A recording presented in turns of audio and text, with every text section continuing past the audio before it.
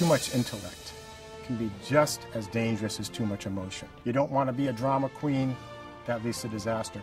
You don't want to just be intellectual, because this will also lead to disaster. Emotion and intellect are just responses, reactions of the brain to your outside world. The fact that you can be self-aware of the fact you're having feelings and thoughts means you're more than just the automatic thoughts and feelings going through your head. So too much intellect can also be dangerous, just like too much emotion. Use them wisely.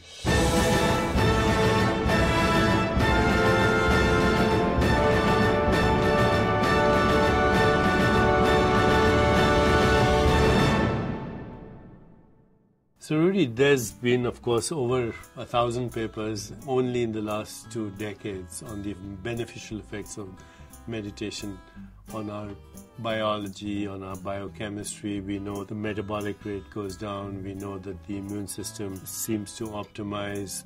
We know that cortisol levels decrease, adrenaline decreases. Overall, there's a general sense of well-being. But I think what meditation also does in the brain anyway, it increases gamma synchrony, it increases the coherence in the brain, other than decreasing the metabolic rate in the body, and that has beneficial effects. And I want to ask you, first of all, does quietening the mind enhance our ability to remember, to memory? And does sleep do that as well? Because recently I've heard a lot about how you need to get out of the default mode in order to repair your body, so you have to reboot the brain. Talk to me a little bit about delta waves, default, meditation, sleep. How is this so important? Well, most of us experience at any moment an internal monologue in the brain. In other words, there is a conversation. This is framing your ego.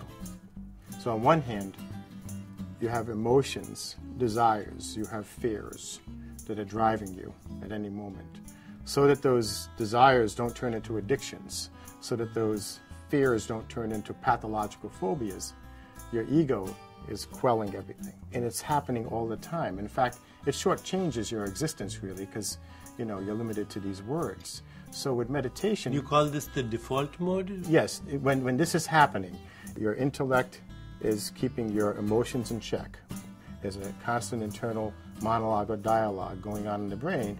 This is the default mode or default network of the brain. The computer is buzzing even though you're not using it. Yeah, you don't even know what's going on. Even when you daydream, that internal dialogue is working together, feelings and thoughts, all part of this system of your ego that keeps you sane, so to speak. Now, when you meditate, what you're doing is you're turning off that internal dialogue, you're quelling the emotions, you're quelling the thoughts that come along with those emotions. You're clearing the brain into a quiet space so that your mind can be quiet. At this point, everything's going to be much clearer. It's going to be opening channels of intuition in your brain, which many would argue is the next big part of the brain that's evolving, beyond the original instinctive brain, the emotional brain, the intellectual brain, now the intuitive brain. To get to that, turn off the bandwidth. Meditation allows you to do this, so you will have just a much clearer set of channels, whether you're recalling or recapitulating memories from the past, or whether you're trying to imagine what you might do in the future. You're in the now, you're in the present, quiet mind, and everything will be much more acute in terms of awareness, and now you're allowing intuition to bloom in your mind through your brain. So you're rebooting your brain. You're rebooting your brain, but that. you're also, it's more than that. You're allowing your brain to blossom into what many would argue is the next stage of evolution for the brain as it ties to mind, and that is promoting intuition by turning off the noise.